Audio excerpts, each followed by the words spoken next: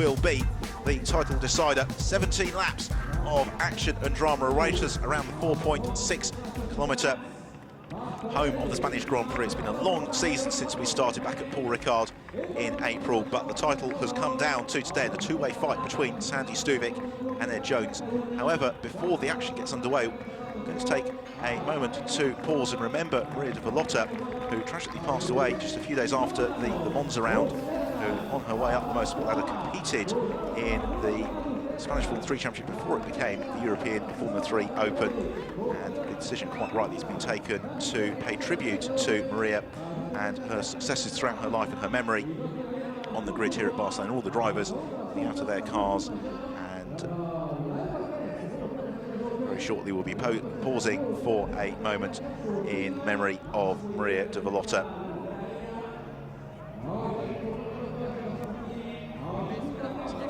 Just being emptied, the drivers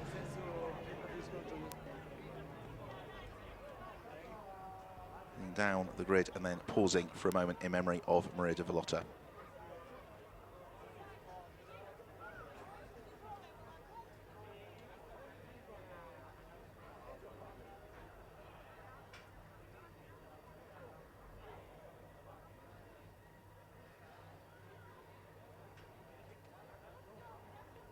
Y después de esta ceremonia de europeos vamos a guardar un minuto de silencio. Un minuto de silencio en recuerdo y en memoria de la piloto María Idiota, que como sabemos es excelente canción de algunos días, algunas semanas, hemos comenzado empezando a juntar los recuerdos de todo, de la familia, con esa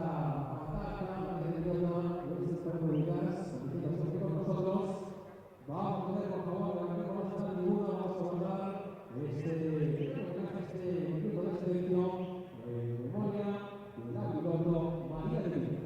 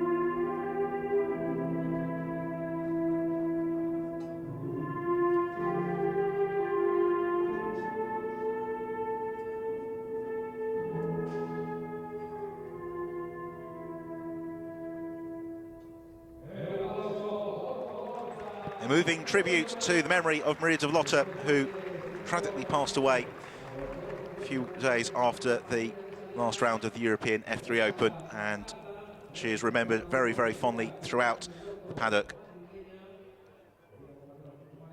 The drivers heading back to the cars, and the teams likewise, as the preparations then for this final race of the 2013 campaign gets underway. The championship very, very finely poised. The copper class, by the way, for the slightly older Lara F308 cars was decided in favour of the Slovakian driver Richard Gonda in yesterday's race, after Cameron Twynham was unable to get the required points to keep the title fight alive into today. But the championship battle for the European F3 Open is still very much alive between Sandy Stuvik and Ed Jones. Coming into today's race, Sandy Stuvik is ahead on points. However, the regulations for the European F3 Open are such that the drivers' 14 best results count, and Sandy Stuvik has been metronomically consistent this season, but he does have to, as a result, drop his two worst scores, which are 2 fifth places. That means that it is Ed Jones on adjusted points who leads the way, and he will start from today's race in pole position, as he did yesterday when he converted pole position into a dominant victory.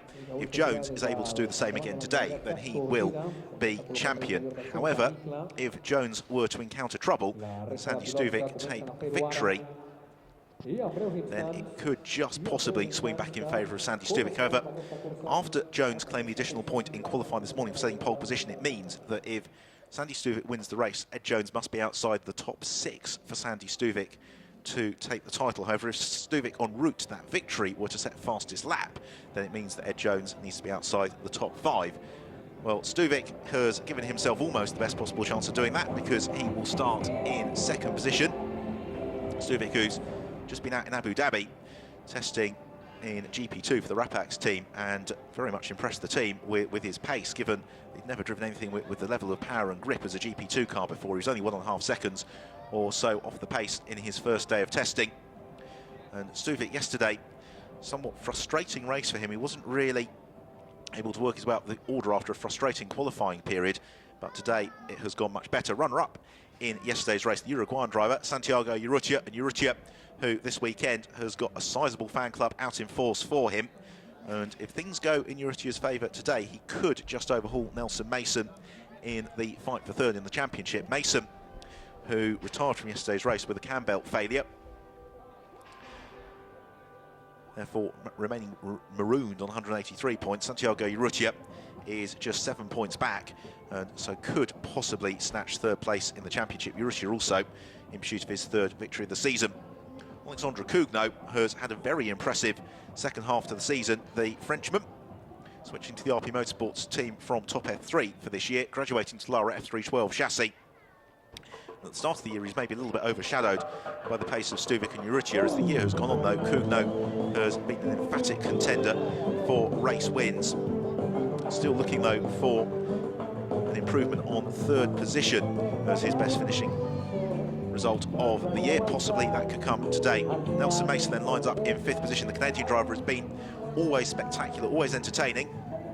Has 3 wins to his credit this year, and yesterday was surging up through the field. Unfortunately, a cam belt failure led to a fairly catastrophic engine detonation, and that was what put Mason out of the race just as he was beginning to challenge for a podium. But if he's able to get the start, the young Canadian driver could well be in the mix, not only for a podium finish, but also for the race victory as well. He's certainly a spectacular driver, never lacking in commitment for the overtaking manoeuvres is Nelson Mason, and has been very impressive through the course of the season. Very impressive this weekend, making her seasonal debut in the European F3 Open, is Tatiana Calderon, the first of the Emilio de Vallota drivers in qualifying this morning. And again, yesterday she was also to the forefront of the squad's effort. She will be very keen to get herself onto the rostrum to pay tribute to Maria de Vallota. She's got some work to do, though, from 6th on the grid. As the grid girls make their way off the grid, the majority of the mechanics also clearing from the grid. As lining up in 7th position is Alexander Torrell, another driver who's been very consistent throughout the course of the season, still looking for his first victory, but a robust driver is Torrell. He's been unafraid to get his elbows out on several occasions in dices this year, so Alexander Torrell, if he can stay with the leading group off the line, could well look to challenge as the race begins to unfold. Front of the field very much locked out by the Lara F312 chassis. Mario Mrasca it is who lines up in 8th position in the BVM racing car. Mrasca unable to really take advantage of a promising qualifying performance for yesterday's race, but he and the BVM squad have worked very well again since the summer break. So at Spa, Monza, and most recently, of course, here in Barcelona, to bring the BVM team up to being regular top 10 contenders. This is how they line up in full, with Ed Jones and Sandy Stuvik sharing the front row from Santiago Urrutia, Alexandre Cougnaud, then Nelson Mason and Tatiana Calderon. Torrell and Mario Mrasca complete row 4 from Vicky Piri, and a very impressive performance from Nicholas Pola to take 10th. Richard Gondry is the first of the Cup class runners for the Lara F308 chassis. He lines up in 12th, just behind Hurst. Damiano Favorante and Tommaso Mencini, Nor Corbetta, row 7 from Dennis Magulin and Cameron Twynham, Andre Saravia and Che Wan Lim. It's Alexei Chuklin who completes the top 20. Alexei frustrated this weekend, but his driver coach Albert Costa has kept him smiling. Christopher Hoa, very impressive debut for the young Austrian driver to be in 21st position. Frustration in qualifying this morning for Yaron Stern and Valerio Carballo. Neither of them set anything like a competitive lap time, and therefore they start right at the back of the grid, which is now completely cleared. The engines are being started up, and we have got 17 laps or 35 minutes of action to look forward to. Provided we don't get a safety car, we should get in all of the 17 laps. And who is going to be the 2013 European F3 Open champion. Unfortunately, there is a little bit of backroom shenanigans going on at the moment with various protests, so the championship, in terms of what it officially will be, is actually going to be decided through the winter when 1 or 2 appeals will be heard, but the championship in terms of the on-the-road results can very much be decided today. Will it be Sandy Stuvik or Ed Jones? The cars setting off on their green flag formation. That's the last opportunity then to get a little bit of heat into their control compound Dunlop tyres. European F3 Open, to explain, in order to keep the costs affordable for the drivers, also run with a control engine supplied by the GT Sport organisation and control gearbox, as well as some other control parts. That means that the real premium is placed on the driver's ability to set up the car and actually then just the pace they're able to extract from it out on track, because these Formula 3 cars have long been renowned as the University of Motorsport, and part of that is what it teaches the driver, not only about setting up the car but also driving technique, because to all intents and purposes these cars, in appearance, are miniature Formula 1 cars. They've actually got, relatively speaking, an awful lot more grip than power, and that means that the drivers have to learn to be very, very smooth and precise through the corners.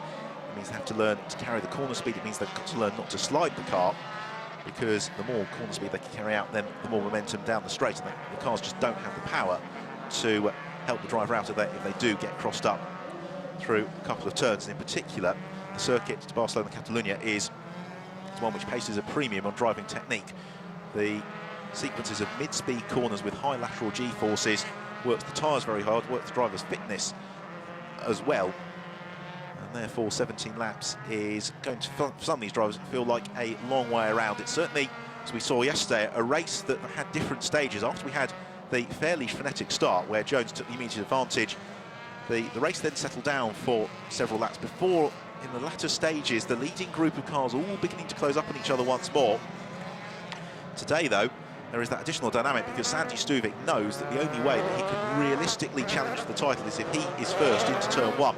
If Jones is able to do as he did yesterday and convert pole position to the lead and potentially then go and run off into the distance, then that would be very bad news for Stuvik.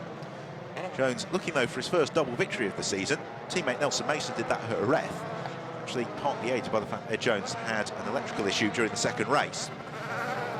Jones has always been one of the wins through the course of the season. Yesterday was his 6th of the campaign. Can he make it 7 wins from 14 starts? Because Jones, due to conflicting commitments, wasn't a Paul Ricard at the start of the season.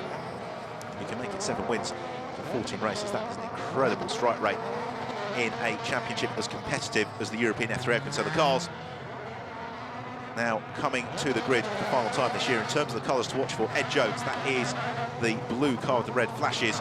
Then Sandy Stuvik alongside him in the front row of the grid, the first of the RP Motorsport cars, which is predominantly grey with the black side pods, the pink flashes. He's surrounded by RP teammates around him.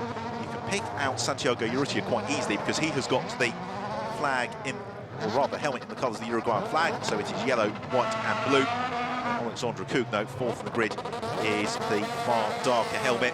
Alexandre Torres, if he makes a good start, again you can identify him because he has got a bright orange helmet. Nelson Mason, as well, in the second of the blue cars, will be hoping for a good getaway. So the cars towards the back of the grid, just coming into position. Andres Saravia comes to his mark just behind Cameron Twynham. It's a magnificent field, 30 Formula 3 cars ready to blast off for 17 laps here at the circuit to Barcelona, Catalunya. Who will be champion in the 2013 European F3 Open? We're going to find out in something like 35 minutes or so time. The last car, Yarin Stern, comes to a halt, so we get the green flag waved from the marshal. His eyes to the gantry as the red lights come on now. Out they go. Who's got the jump tonight? A good get away from Ed Jones. Also on the way too is Sandy Stuvik. So the 2 championship contenders away as one off the line. And is it Stuvik who's got the jump on Jones? Also well away too is Nelson Mason, as Jones and Stuvik are going to look to go side by side into turn 1, but it's Ed Jones who leads the way, and then it's possibly Cougnaud in second position. Have they all cleanly made it through? They would appear to have done so, but it is Jones who has pulled the pin from pole once more and is looking to pull clear of the RP cars who are swarming behind. Just trying to identify, it is Cougnaud in second, it's Urrutia in third, so Sandy Stuvik's dropped down to 4th position, just ahead of Alexandre Torres and Nelson Mason. So Stuvik is going to have to find a way past his teammates before he can even think about getting onto terms with Ed Jones. At the moment, though, Stuvik looking to elevate himself around the outside of Santiago Urrutia. They're all bottled up at the moment behind Urrutia, with Stuvik darting to the inside, and through he goes into turn 7. Urrutia sensibly doesn't dispute it too much, because the RP Motorsport team will be scarred by the memories of the championship decider last year, when Gianmarco Raimondo and Nicolo Schiro really went over the line just a little bit in terms of what was acceptable in terms of on-track battling, particularly within single teams. So the RP squad, although the drivers are all racing for themselves, will also be minded to not make life too difficult for Sandy Stuvik as he climbs up the order. Here we have another look at the start, and Stuvik was initially well away. I think it was more that those behind him just got a slightly better jump. Fortunately, no entanglements in the midfield, and Ed Jones doing the sensible thing, just covering the inside line, making the rest of them do it all the hard way. Sondra Kugno thought about taking the challenge to him. Sandy Stuvik squeezed out, so across the line at the end of the first lap, it's Jones who leads the way. Sondra Kugno chasing him, and then we've got Sandy Stuvik, Santiago Urrutia and Alexander Torrell. And as in yesterday's race, Ed Jones has put together an absolutely meteoric first lap as advantage over Kugno. The best part of 1.5 seconds. Nelson Mason sniffing around at the tail of Alexander Torrell. Mason would like to round up the team, but he's surely not going to try around the outside of turn 3. Absolutely bold stuff this from Nelson Mason. Can he make it stick? He gets eased out towards the periphery of the circuit by Torrell, but Mason still keeps spinning, then darts to the inside. Can't quite do it though. Very, very brave attempt though from Nelson Mason to elevate himself up past Alexander Torrell. And you can see, because these cars are so evenly matched, that suddenly gives Santiago Urrutia a little bit of daylight. Nelson Mason getting the hurry up because he's got Tatiana Calderon right on his tail. Also Mario Marasca part of that squabble as well, as they head out of turn 6 and then climbing uphill through turns 7 and 8, coming out over the rumble strips on towards turn 9, which has already been vacated by the race leader Ed Jones. And Jones looking to put together a couple of very, very strong laps early in the race, really demoralise the opposition. Very much what we're seeing in Formula 1 at the moment with Sebastian Vettel, that when he needs to pull out the lap time, something that Ed Jones is able to do, and seemingly at ease. Nelson Mason now coming under pressure from Calderon as a pair of them round turn 12. What is Jones' advantage at the end of this lap over Kugno? It would appear to have opened out somewhat. Sandy Stuvik is doing what he can to close back into Alexandra Kugno, pick his way past and then set off shoot of Ed Jones. So over the line, 2 laps complete. The advantage for Jones, in fact, remains pretty static. It's 1.6 seconds, and then Sandy Stuvik tries to get into the slipstream behind Alexandra Kugno. He can't quite do it. Santiago Urrutia in 4th, Alexander Torrell in 5th, Nelson Mason in 6th. Michel Porter on 7th, just ahead of Mario Marasca and Vicky Piria, with Hector Hurst completing the top 10. The Cup class being led by the 2013 Cup class champion Richard Gonda, and he is currently in 11th position, leading the class from Cameron Twynham and Tommaso Mencini.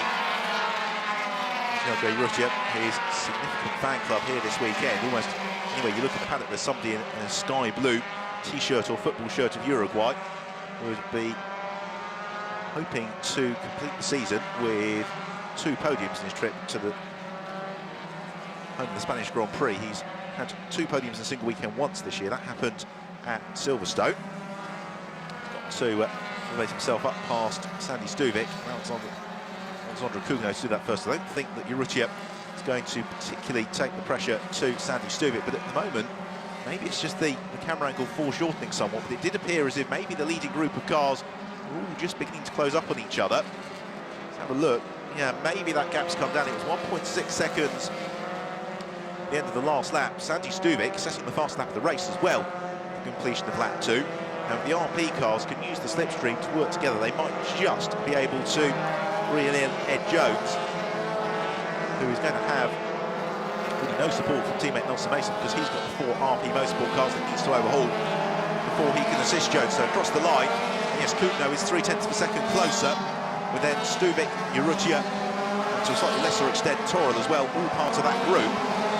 Kugno can reel in Jones at a rate of 0.3 of a second a lap, then that is going to essentially give Alexandra Kugno the best part of 10 laps to really take the challenge to Ed Jones. Jones at the same time will be driving the wheels off his lower F312, trying to build out that buffer once more over Alexandre Cougneau, because the big risk for Jones and his big concern will be potentially being entangled with somebody who isn't in the championship fight, but is looking to score their first victory of the year in the European F3 Open. So for Jones, what he wants to do is just claim the title by running at the front of the field, pulling away from everybody else, ideally setting fastest lap as well as the pole position. He's got hard-charging Urrutia, Sandy Stuvik. She's got to be careful not to run a little bit raggedly here, because it's sometimes you see in these end-of-season races when the championship's online, drivers just beginning to overdrive the car maybe, and that's not something you can do in Formula 3. Formula 3 cars demand absolute precision from the driver. If you start flinging the car into corners, if you start asking the car to oversteer a little bit, then that is how you start to overexert the Dunlop tyres. Also how you set slower lap times. And therefore Sandy Stuvik's really just got to rely on his skills developed through the course of the season, driving smoothly, driving consistently, and letting the race come to him. So we've still got a long way to go here. We are about to complete just the 4th lap of the race. Now what can Ed Jones offer up by way of a lap time on this occasion? He does 1:44.6, as does Alexandre Cougneau, but Urrutia, Stuvik and Toril a little bit quicker. It was Alexandre Toril last time round who set the fast lap of the race, so the gap from first to second remains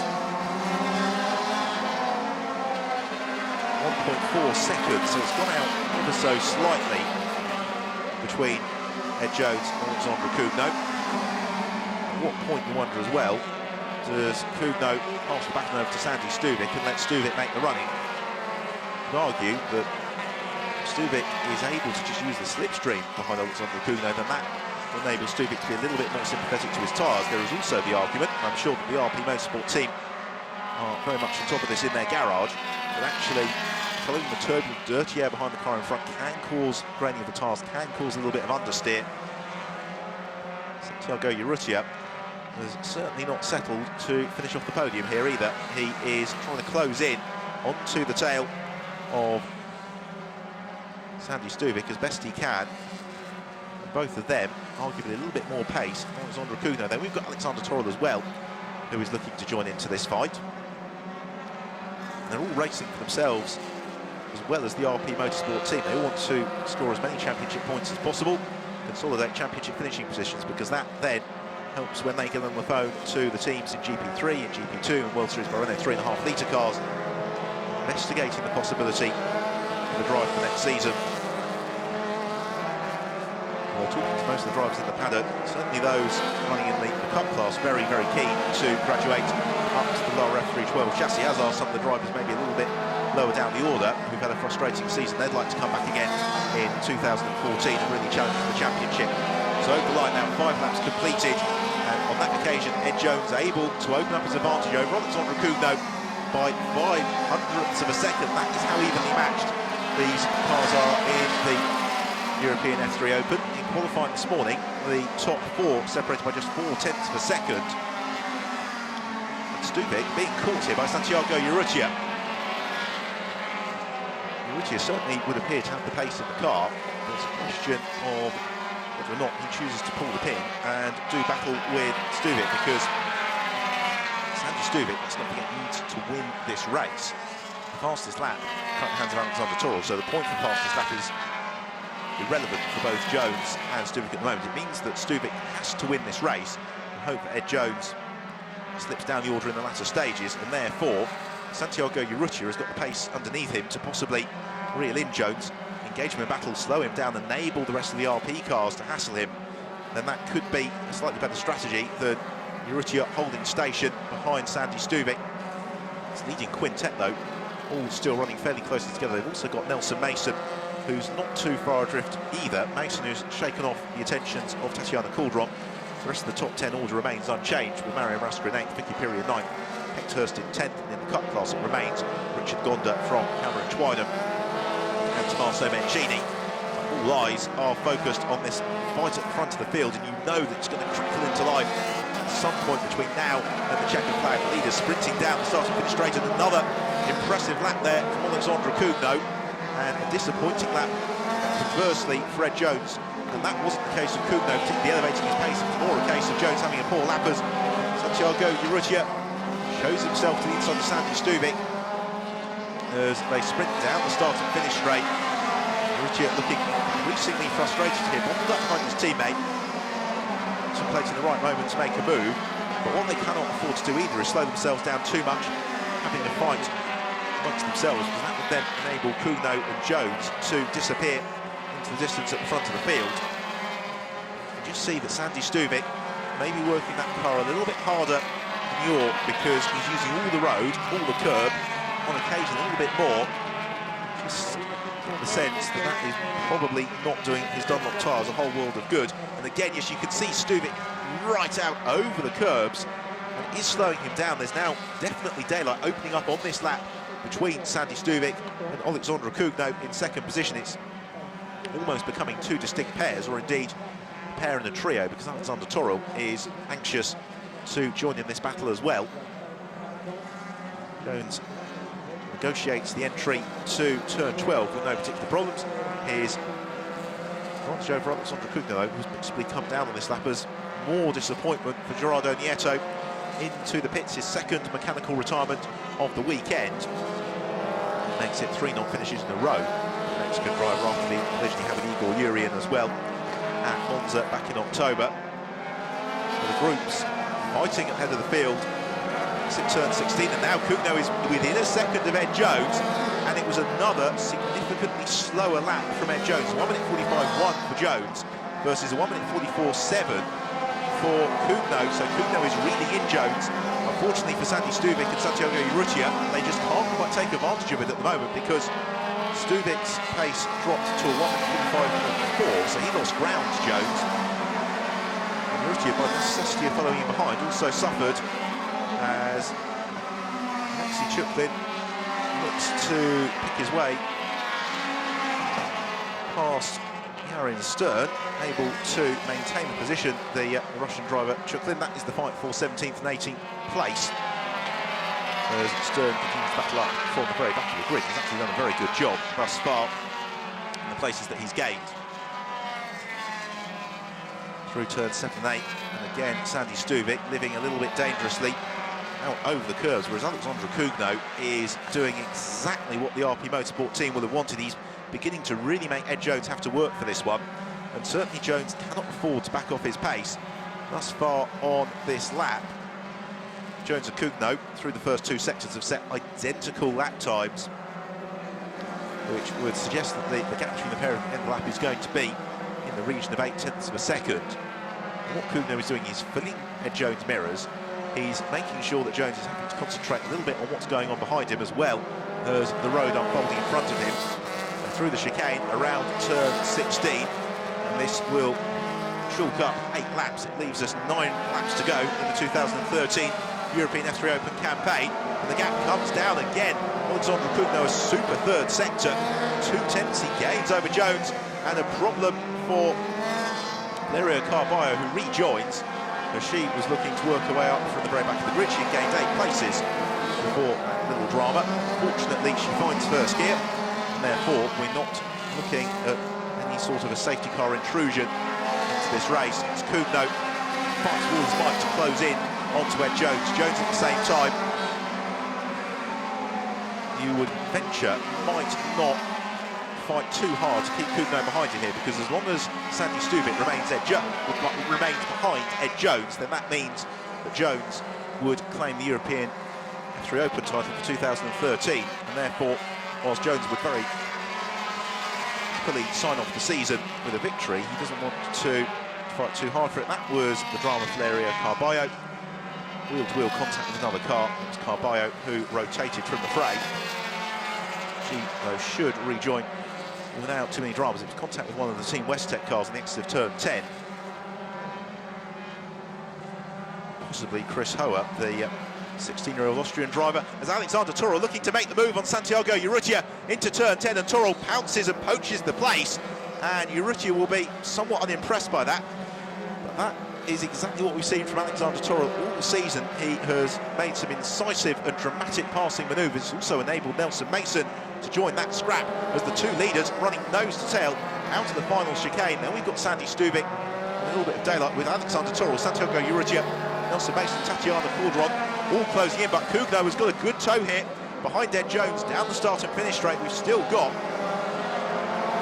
half the race to run here in Barcelona, and therefore Kugno thinks about pouncing. He darts to the inside of Ed Jones and goes through and takes the lead. Alexandra Kugno moves to the front of the final race of the 2013 European F3 Open.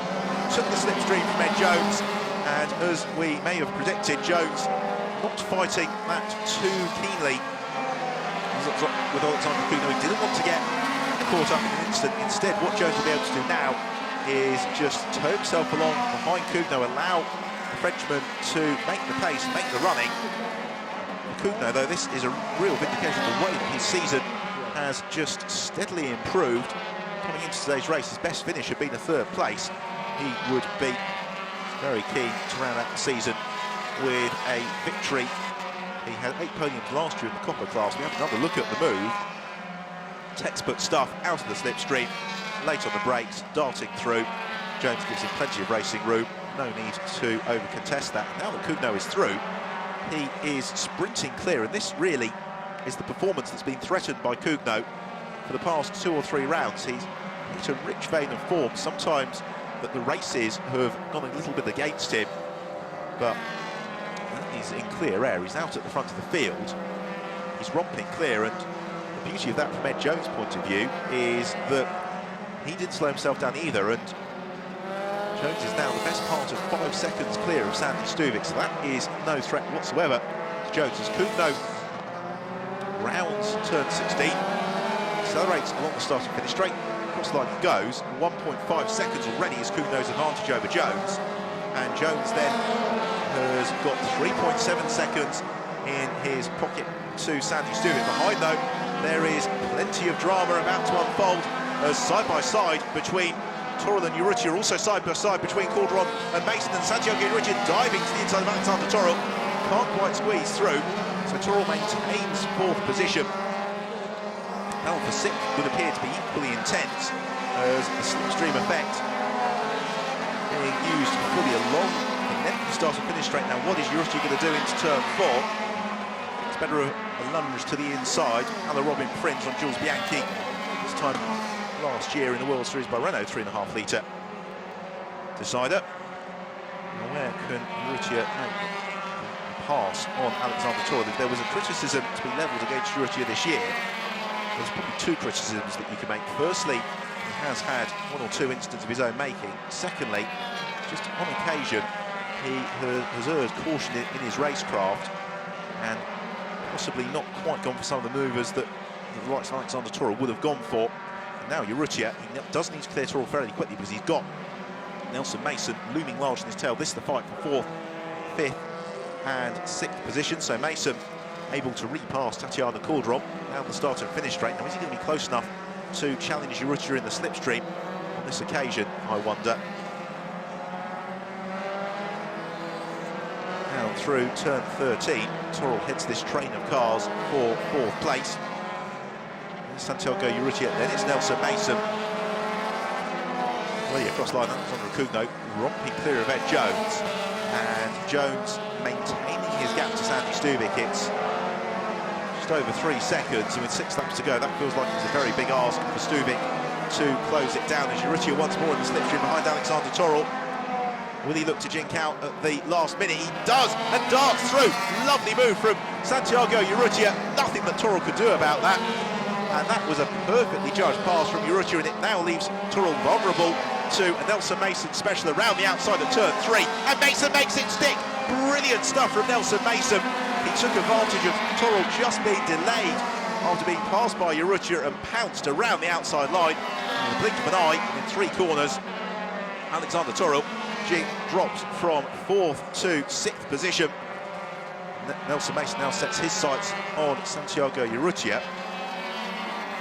Also got a fair bit of ground, though, unfortunately, to make up on Sandy Stuvik. Stuvik is 3 seconds clear of this battle. So Stuvik's remarkably consistent season continues. He will be the only driver amongst those fighting front of the field, who's made it to the checkered flag in every race. His lowest finishing position of the year has been 5th, but unfortunately in comparison to Ed Jones, he just hasn't had enough of those victories and second places to really notch up the points tally that he'd have hoped for. Tatiana Calderon in the Milio Velosa Motorsport car now taking her turn to possibly elevate herself up past Alexander Torrell. Torrell, they'll be looking to see if he can get into Nelson Mason's slipstream along the start and finish straight. Mason on this occasion maybe not quite close enough to Santiago Urrutia to challenge. We've got 5 laps to go now, as Kudno again 4/10 of a second quicker than Ed Jones, and Jones is being caught now by Sandy Stubik, and emphatically so. Jones now just 2 seconds clear of Thailand's Sandy Stubik. Jones lapping in the 1:47s versus the 1:46.2 for Sandy Stubik. So Stubik was a second quicker than Jones last time around. Now let's hope that this isn't the prelude to some sort of mechanical drama for Ed Jones. It's just a case of Jones, as he has done on several occasions this year, being able to drive within himself, within the car, to settle for exactly what he needs in terms of points to bring the car home safely in one piece, because as things stand, it will be Jones who will claim the European F3 Open crown at the checkered flag, provided, of course, that he doesn't retire from proceedings, because if that were to happen, then Sandy Stubik is suddenly into the box seat, and you can see that Stubik is beginning to reel in Jones now fairly rapidly. They have, in the first sector, seen the gap close by 3/10 of a second. Through the second sector, it closes by 6/10 of a second, and Jones is really being caught here by Sandy Stubik. Last time around, Jones did a 1:47.3. Now, the only other driver amongst the leading group who was slower than that was Alexander Torrell, and we saw Torrell's turmoil as he and those around him swarming, looking to get through. Fred Jones running in clear air. This is an uncharacteristic loss of pace. We're following the fight for 4th position between Santiago Urrutia and Nelson Mason. Across the line goes Alexander Kugno. Ed Jones a 1:47.7 versus a 1:46.5 for Sandy Stubik, and Sandy Stubik is now within the second of Ed Jones. Here they are, the 2 championship protagonists fighting for 2nd and 3rd in this race. And Sandy Stubik will be somewhat frustrated that he's closing on Ed Jones, but really potentially too little too late, because even if Stubik were to pass Jones and then pass Kudno, provided Jones were able to bring the car home on the podium, that would still be sufficient to give Jones the crown. Stubik is looking pretty good here to move up to 2nd position, and fairly rapidly. The main concern for Jones will be to avoid contact with Stubik, but also hoping desperately that this is the mechanical issue that's unfolding underneath the engine cowling of his Team Western Clara F312. Because the way that Jones' pace has just suddenly plummeted, he is lapping slower really than any of the runners in the F312 at the moment. Stubik thinks about lining up the move into turn 10. It's better of it. And of course, Stubik, if he were to retire, would be out of the championship running. Therefore, Stubik, if he is to pass Jones, he needs to do it cleanly, he needs to do it fairly. He also needs to do it very, very rapidly, because there's going to be just 3 laps to go in a couple of 100 metres' time. Swooping through the chicane, 14 and 15. Jones and Stubik. This is what we wanted to see, the 2 title contenders fighting wheel to wheel here in Barcelona, but I suspect that through the slipstream here, Sandy Stubik may well be past Ed Jones by the time they arrive into the braking zone for turn 1, because Jones' pace has dropped dramatically once more, a 1:48.2 for Jones.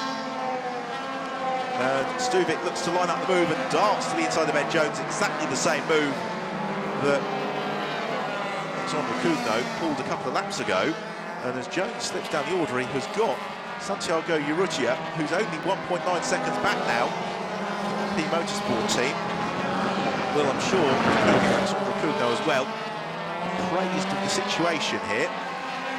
Interesting to see how quickly, if at all, Stubik can bridge the gap to Kudno. Kudno currently 4 seconds up the road, but Jones through the first sector was a second slower than all of his rivals.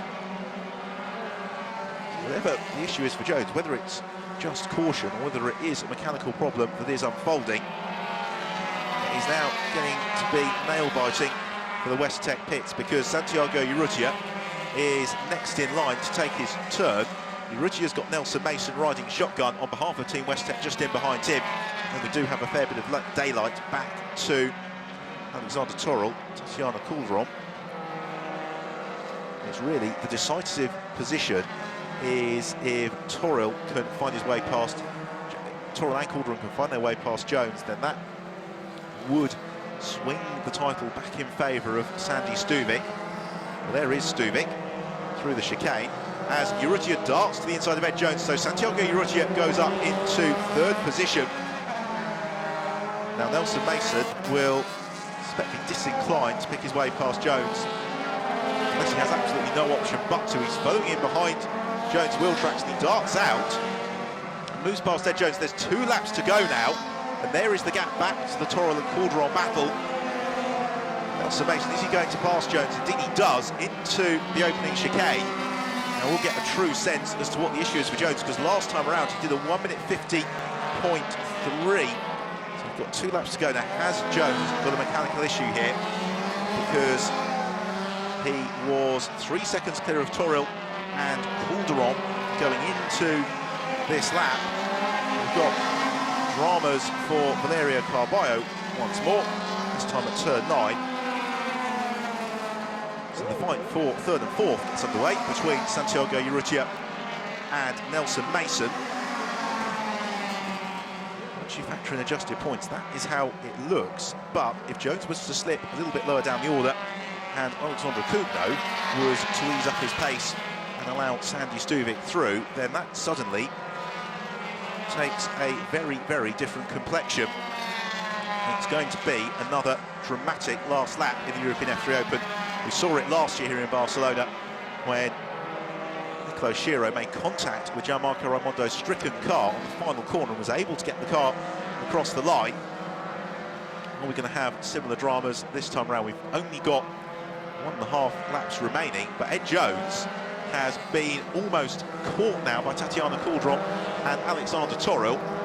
This is not settled just yet. Across the line goes Alexandre Cougneau into the final lap of the race. He's got Sandy Stuvik chasing him down. 3.7 seconds back, and at what point do the RP Motorsport team suggest to Cougneau that possibly he might want to ease off his pace if Stuvik were to claim the crown here, because Jones is being caught by Torrell, he's being caught by Calderon. The gap between the pair of them is just 1.2 seconds, so we've got 4 kilometres to go in the 2013 season. We're on to the last lap. As things stand, it's Ed Jones who will be champion, but it is a big if, because whatever has unfolded with Ed Jones' car over the course of this race is now leaving him very vulnerable to attack from Alexander Torrell on this last lap. And if Torrell and Calderon were both to pass Jones and Stuvik were to be victorious, well then that would potentially put things back in Stuvik's court. However, for Stuvik to be victorious, it requires a significant easing of the pace from Alexandre Cougneau. At the moment, we're not seeing any sign of that because the gap is still fairly significant. Santiago Urrutia closing in, but then at the back of the shot you saw that Jones has been caught by Torrell and Calderon, so this is far from settled yet, particularly as they sprint towards turn 10, and it's Torrell who's right up behind the rear wing of Ed Jones as Alexandre Cougneau heads through turn 12. It looks as if Cougneau is going to win this race as Jones has been caught by Torrell. So Cougneau is going to win. He's going to claim the 25 points. Almost certainly he tiptoes through the final chicane. It's going to be a magnificent first victory in the European F3 Open for Alexandre Cougneau as he sprints out to the final turn and takes the checker flag. Delight for Cougneau. Second place for Sandy Stuvik, third place for Urrutia. But what of Ed Jones? Has he done enough here? Indeed he has. Ed Jones takes fifth and therefore takes the 2013 European F3 Open crown. And he did enough. He was able to withstand the pressure from Torrell and Calderon, despite the fact the pair of them right on his tail in the latter stages for RP Motorsport. They once more lock out the rostrum, as they did at Monza. It's maiden victory for Alexandre Cougnaud. Second place for Sandy Stuvik, continuing his incredible run of results throughout the course of 2013. And then it is Santiago Urrutia who completes the podium. So for Sandy Stuvik, well, he will finish the season having not finished any lower than 5th in any of the races. Unfortunately, not finished the season as the champion in the European F3 Open. The final Cup class victory of the season has been claimed by Richard Gonda. Tommaso Mencini was second and Cameron Twynham in third position. So there'll be plenty of celebrations to enjoy down in Parc Ferme. A dramatic and intriguing, perplexing race. There's going to, I'm sure, be a little bit of digging to be done after the checkered flag to find out just what the matter was for Ed Jones. So this is the final result. Victory for Alexandre Cougnaud, second place for Sandy Stuvik, third for Santiago Urrutia. Nelson Mason takes fourth, from Jones in fifth, Alexander Torrell in sixth, Tatiana Calderon an excellent seventh from Mario Marasca and Vicky Piria. Richard Gonda 14th, winning the Cup class from Tommaso Mencini and Cameron Twynham. It was Alexander Torrell who set the fastest lap of a race. Once more, Chris Hoer, William Barbosa and Constantino Peroni all putting in fine performances on their European F3 Open debuts. Fortunately, Valerio Carballo and Gerardo Nieto didn't make it to the checkered flag. Otherwise,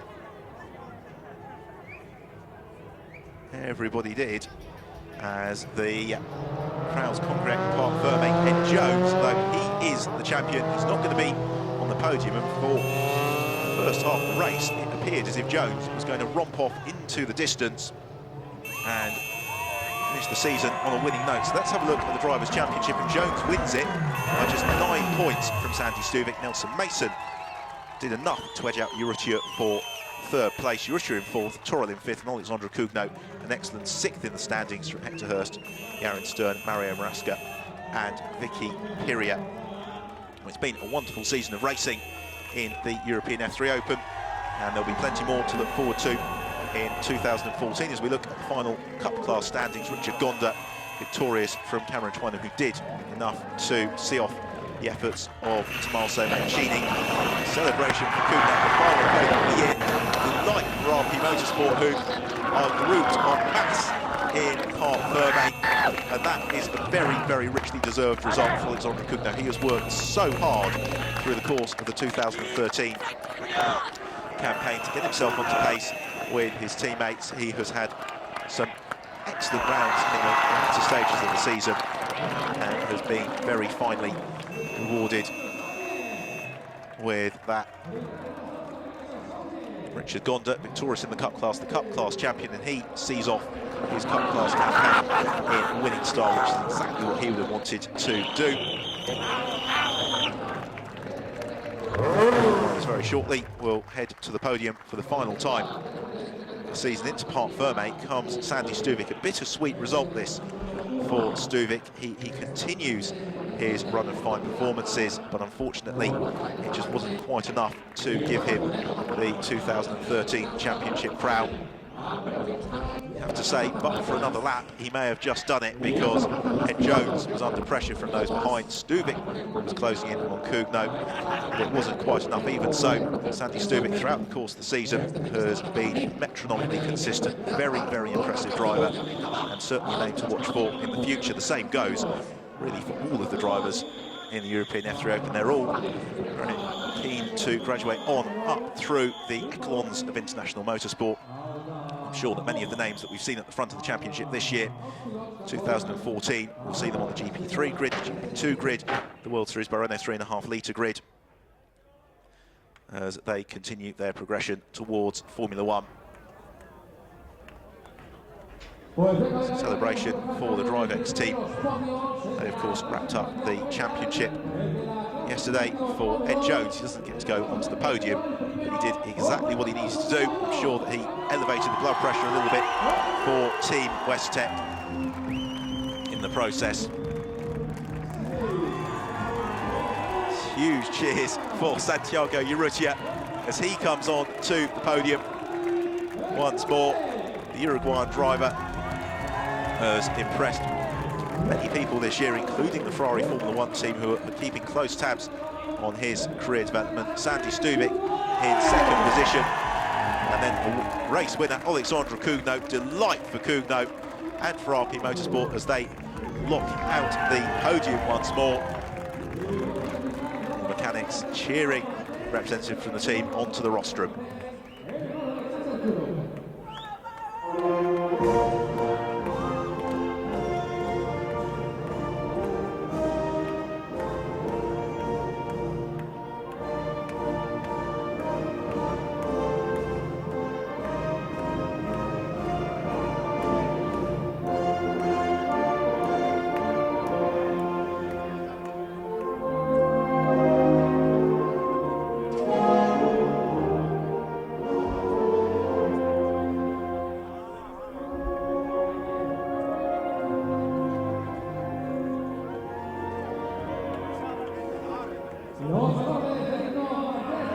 The French national anthem in honour of Alexandre Cugno, his maiden win in the European F3 Open, completing the season in perfect style, on with the presentation of the trophies. So third place for Santiago Urrutia. Once more on the rostrum for the Uruguayan driver, Sandy Stubik. Such a solid and consistent season from Stubik. And Alexandre Cugno, who has got better and better as the year has gone on and rounds out 2013 in perfect style. You have to say, if he comes back to the European F3 Open next year with the RP Motorsport squad, he would be an immediate title contender. Now he and RP Motorsport celebrate atop the rostrum at the Circuit de Barcelona in Catalonia. Race in memory, of course, of Maria de Vallota. A very moving tribute that we had before the race got underway. Really a fine tribute to her memory, an intriguing and entertaining and very exciting race to bring an end to the season. And the decision to let rip with the champagne on the rostrum.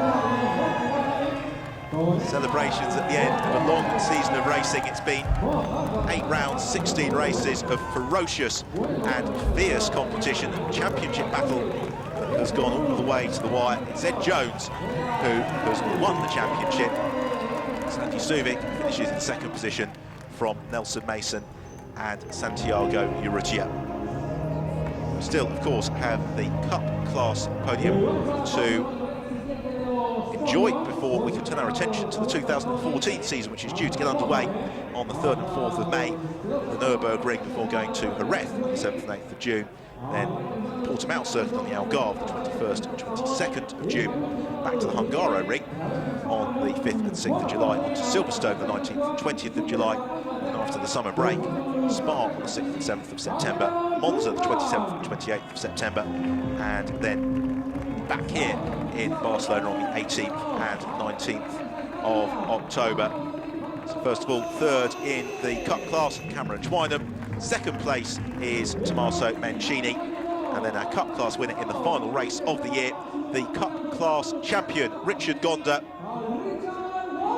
the Slovakian driver for the DriveX team, who has been the front runner in the Cup class really all season long. Cameron Twynham pushed him hard mid-season, but strong performances from Gonda. In the second half of the year, he and the DriveX squad victorious in the Cup class at the end of 2013.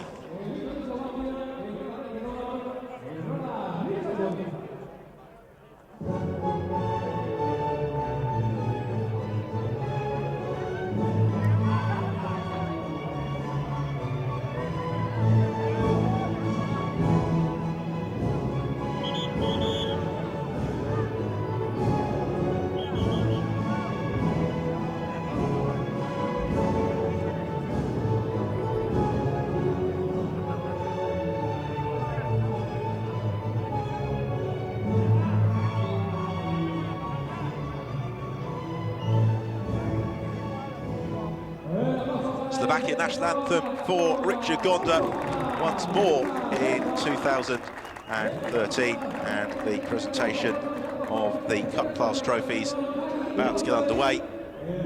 First of all, for Team West Tech, Cameron Twynham. It's been an impressive first year in Formula 3 for Twynham. Another driver who will be very excited to see moving into the F312 chassis for 2014. Runner-up in the Cup Class today, Tommaso Mencini.